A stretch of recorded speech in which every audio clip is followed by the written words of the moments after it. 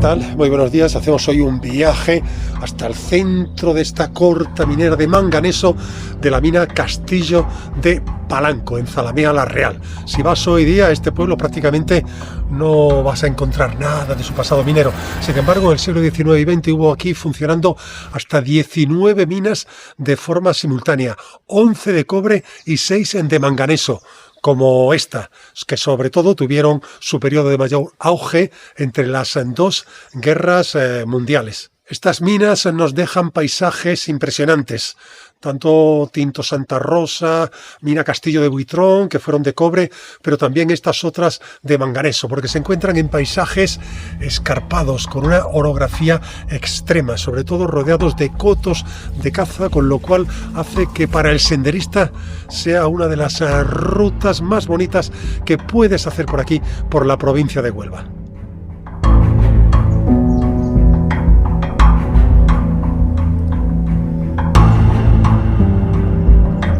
Comenzamos la ruta a primera hora de la mañana, a las 7 de la mañana, ya estábamos aquí para comenzarla. Dejamos el vehículo frente al acceso que se encuentra a la aldea del Pozuelo. Hay una explanada, dejamos ahí el coche y ya comenzamos la subida para buscar estas viejas minas de manganeso. Y la primera que encontramos es la mina de Oriente, pegada a la carretera. Ya vemos incluso un túnel, una galería allí cerca, y observamos a primera hora la salida de algunos murciélagos.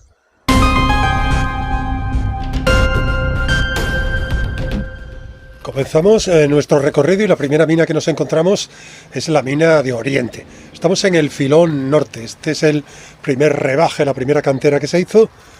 Aquí, efectivamente, 6 meses, llegaron a obtenerse casi 300 toneladas de mineral en un año. Y después, en 1961, pues se consigue otro filón, se abre otro en el noroeste.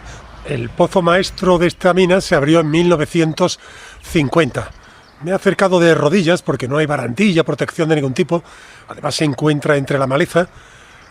Causa auténtico pavor. Me he acercado de rodillas, pero no he podido conseguir ver la profundidad del pozo. Así que me he retirado un poco. En 1959 se aprueba el proyecto de instalación del castillete o del malacate y de la casa de máquinas. La electrificación de la mina comienza en 1951 y se hace desde la casilla, el castillete de transformación con el que contaba la mina de Palanco.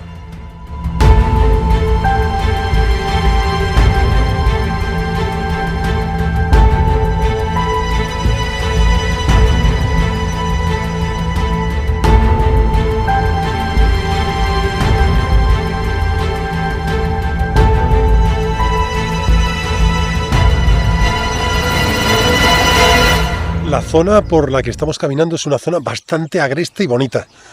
Una orografía muy pronunciada. Sobre todo lo que vemos en un principio es un pinar y después ya nos adentramos en un eucaliptal y ya vamos alternando lo que son pinos y eucaliptos.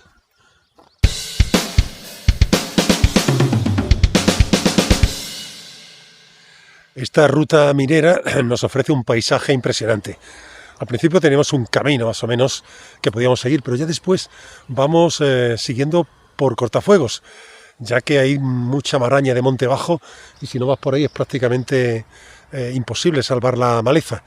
Pero sobre todo, aunque es un sube y baja de cerros, cuando llegamos a la cúspide de alguno de ellos nos ofrecen unas vistas impresionantes. Allí, por ejemplo, al fondo, donde vemos las antenas de telefonía móvil, eso es la zona del Pozuelo. Hemos estado por allí en otras ocasiones, junto a la casa de los Dólmenes, que hoy es el Club Don Mendo, pero allí al fondo también estamos viendo, por ejemplo, lo que es el Morante en Calañas y otras minas también de la zona, por ejemplo, el cerro del Castillo del Buitrón. Nosotros estamos en el cerro de Palanco. Este es un enclave donde también hay una fortificación, al igual que en Castillo de Buitrón, que es lo que da nombre a las minas. Y tenemos una visual desde aquí porque se utilizaban estas fortificaciones en su día para vigilar todos estos caminos, sobre todo ahí donde había presencia de yacimientos mineros. Pero además este enclave tiene un importante valor histórico porque aquí en 1810 se produjo la batalla de Palanco, por la que se expulsó a los franceses en plena guerra de la independencia hacia la campiña de Huelva.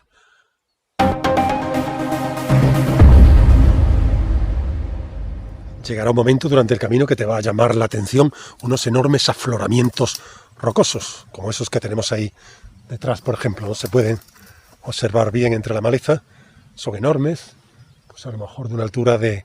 Ese, por ejemplo, puede tener unos 8 metros, y justo al lado de esos afloramientos rocosos, que son crespones de jaspe, que lo que delatan es la presencia de filones de manganeso, como ya hemos visto en otras minas también, de este mismo mineral, en el caso, por ejemplo, de Santa Catalina, muy cerca de aquí, en Valverde del Camino, la mina Campanario, pues aquí, por ejemplo, ya comenzamos a ver construcciones aledañas a este pico rocoso. Tenemos otro pico rocoso más allá y un tercer pico donde se encuentra el propio cerro de Palanco. Y las viviendas están justamente, aunque hay por aquí algunas sueltas que podemos observar, en una depresión del terreno que hemos visto más abajo y que vamos a dirigirnos ahora. El caserío minero pues se circunscribe a 2 manzanas de casas que forman una sola calle. Están situadas al pie del monte donde se hallaba el último pozo maestro de la mina. Después hay un tercer grupo en lo alto de otro cerro inmediato, al sur de estas viviendas que estamos refiriendo, y por detrás que se halla el impresionante cortado de Polanco. Los 2 grupos más próximos a la mina pues se componen de una veintena de casas, y los muros están hechos con pizarras, con pórfidos, tapias y roca de baja ley en manganeso, extraídos de la propia mina. Y después hay un tercer grupo de viviendas, que es el más alejado de todos, que son 14 casas, de las cuales 7 miran hacia la mina y las otras hacia el sur. En las proximidades también del pozo maestro también podemos observar restos de edificaciones sueltas, probablemente con fines industriales. Estas viviendas pues fueron construidas por el antiguo propietario de las minas, Manuel Vázquez López, y por sus herederos, hijos de Vázquez López. Después ya el poblado se fue deshabitando a partir de 1947 con el cierre de la mina. En cualquier caso, permanecieron aquí en los años 70 y 80, pues todavía vivían aquí unas 45 personas, hasta su cierre definitivo del poblado, hasta que quedó abandonado.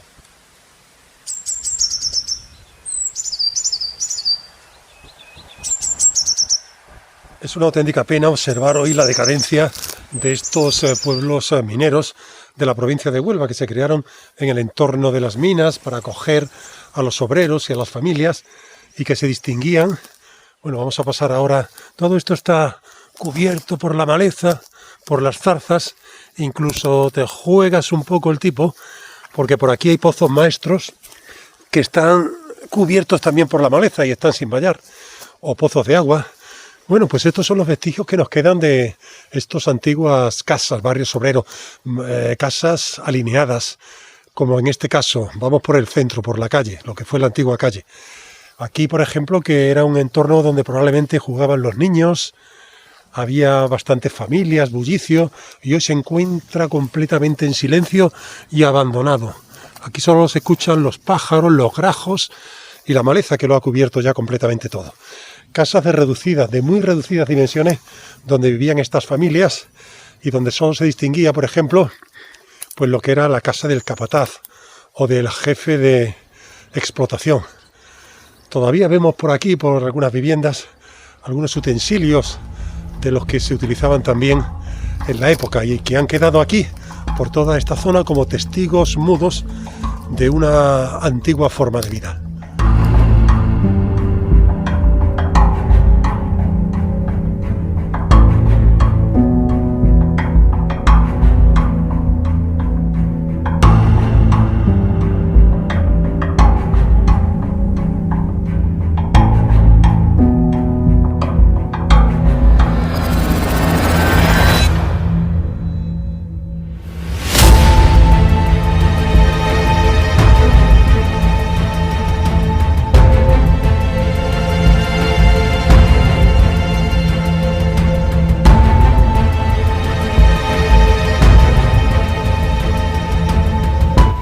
Nos encontramos en los hornos de calcinación. Aquí los tenemos alineados. Lo que pasa es que están cubiertos por la maleza. Y justamente aquí vemos como una plataforma, un talud del terreno, que lo que nos viene a indicar es que probablemente por aquí iba esa línea férrea de 2 kilómetros que se construyó para transportar el mineral hasta la estación de Empalme, que está en ese cruce de El Buitrón. Cuando venimos de Valverde del Camino, ahí pegado a la carretera todavía se conserva la estación. Hay allí una explanada y allí se llevaba el mineral. La mina de Polanco llevaba el suyo y la mina de Guadiana, que está a unos 500 metros, llevaba el suyo también, pero en otro trazado. Finalmente, estos dos trazados se unieron. Estuvo funcionando el ferrocarril de esta mina de Polanco, que se inauguró en 1902 hasta 1927. En un principio fue por tracción animal, pero después existió alguna locomotora para el transporte.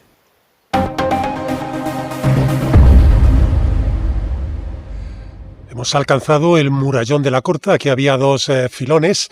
Había uno al norte, donde estamos ahora a cielo abierto, y otro al sur, una explotación mediante galerías. Qué lástima que la imagen no refleje lo que es la realidad ante este murallón de unos 50 metros completamente vertical, tan impresionante que yo no he visto otro igual en todas las minas de manganeso que he visitado.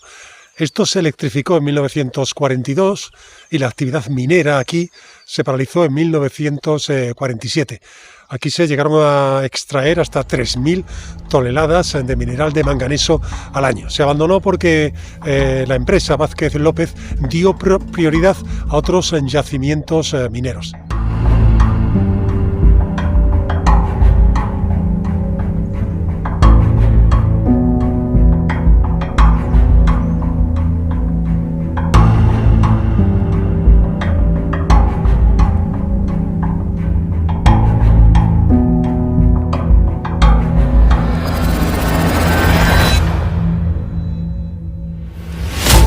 Nos ha costado salir de la Corta de la mina Castillo de Palanco porque se encuentra todo muy enmarañado. Hemos tenido que salir por veredas de animales, probablemente de jabalíes. Y aquí bajamos, porque eso está en lo alto del cerro, y ya bajamos cerca del barranco Guadiana, y aquí tenemos ya la mina Guadiana. Y lo primero que encontramos, estos hornos de calcinación que están prácticamente destruidos, y al lado unas casas. Todo esto está cubierto de maleza, como te puedes imaginar.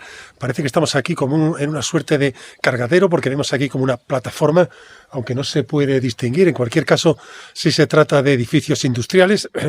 La explotación en esta mina fue iniciada por la empresa Guadianamor en 1927. La explotación de la mina finalizó en 1947 por la sociedad Hijos de Vázquez López.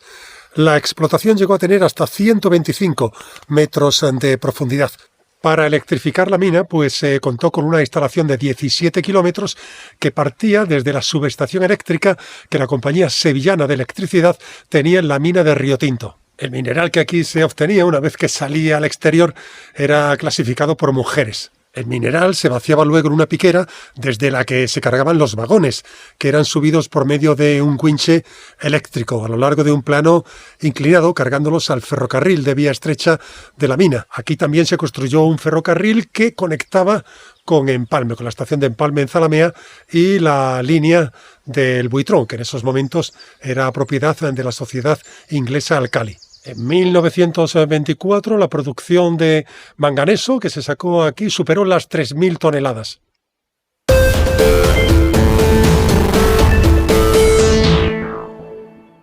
Hemos conseguido abrirnos paso entre la maleza hasta alcanzar este edificio industrial. Esta era la casilla de lo que era el edificio de sevillana de electricidad, de electrificación de la mina. Hemos visto también un trozo de cable de acero por ahí, así que lo que era el pozo maestro debía estar por aquí. Lo que pasa es que hay tantísima maleza, me da miedo de encontrármelo de golpe y me vaya a caer a su interior. Así que ya voy a desistir de seguir buscándolo, porque de hecho incluso ahora estamos también subidos aquí en una pared, tratando de atisbar un poco lo que hay por la zona. Estamos a media ladera del cerro, aquí es donde realmente se explotaba la mina.